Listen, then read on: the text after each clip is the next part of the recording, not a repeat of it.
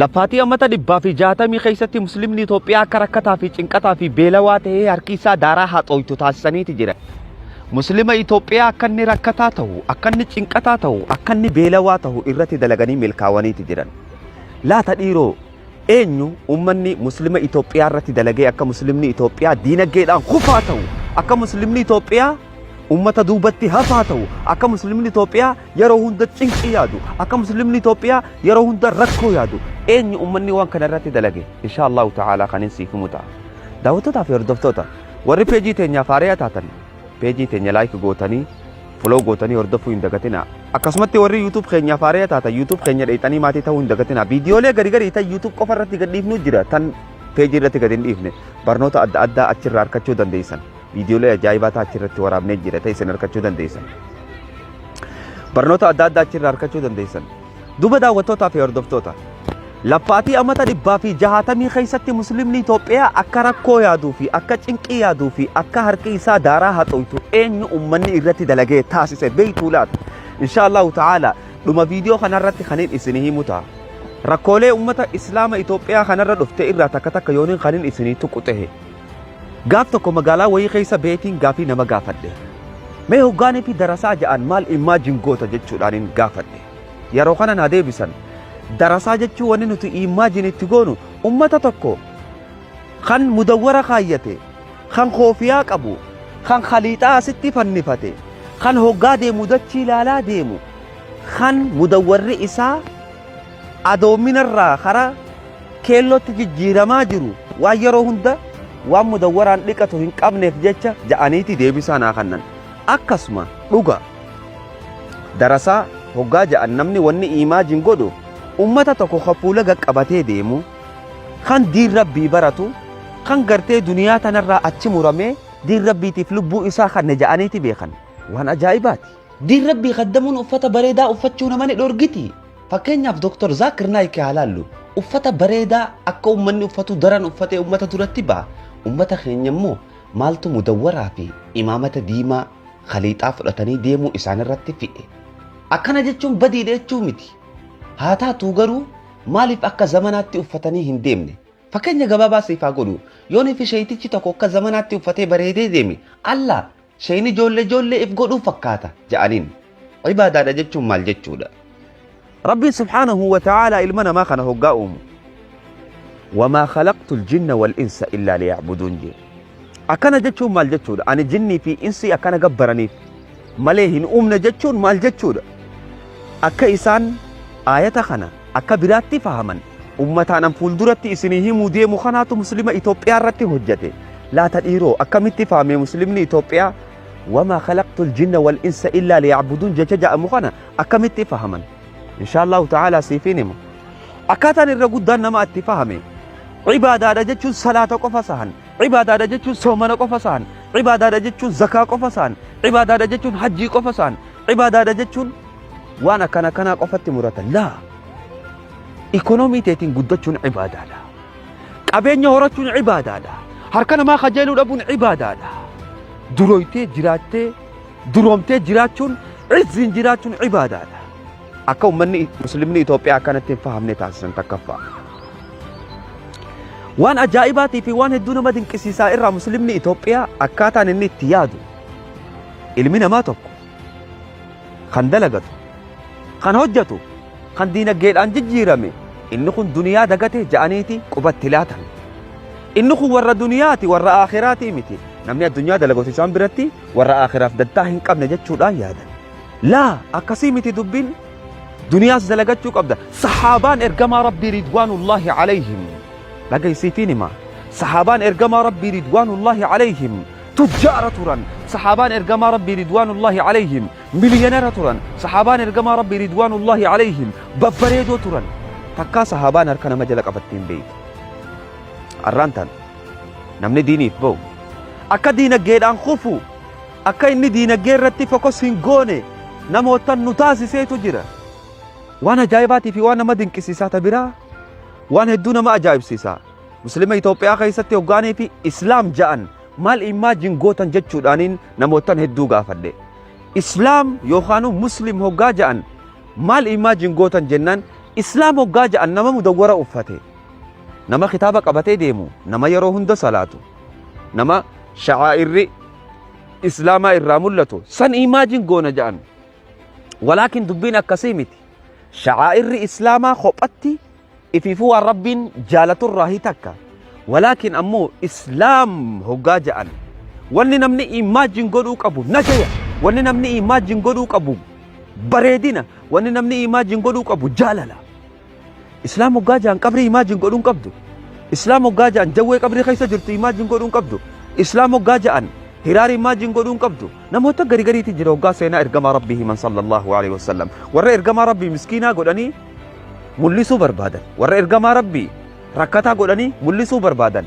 laa walaakin ergamaan rabbii rakkataa miti ergamaan rabbii miliyonara ergamaan rabbii biliyonara akkamitti yoo kanaan jettu taate naatu siin ergamaan rabbii sallallahu alaihi wasallam nama hoggaa kennu kennaa hin sodaanne irraa takka nama hoggaa waa kennu gaara kanaa fi gaara kana jidduu horii guutuudha nama tokkoof kennu haadha huwa rasuulullah sallallahu alaihi wasallam garuu akkaataan namni keenya imagine itti godhe ni booya masgiida dhaabbatee ergamaa rabbii jechuun guyyaa hangana bishaan malee kalla ergamaa rabbii jechuun tujjaara ergamaa rabbii jechuun boonaadha ergamaa rabbii jechuun bareedaadha islaam hoggaa ja'a wanni ati imagine godhuu qabdu hiika islaam ja'amu kana mee isin yaa'iku hiikni islaam ja'amu nagiya jechuudha hiikni islaam ja'amu jaalala jechuudha hiikni islaam ja'amu raahaa jechuudha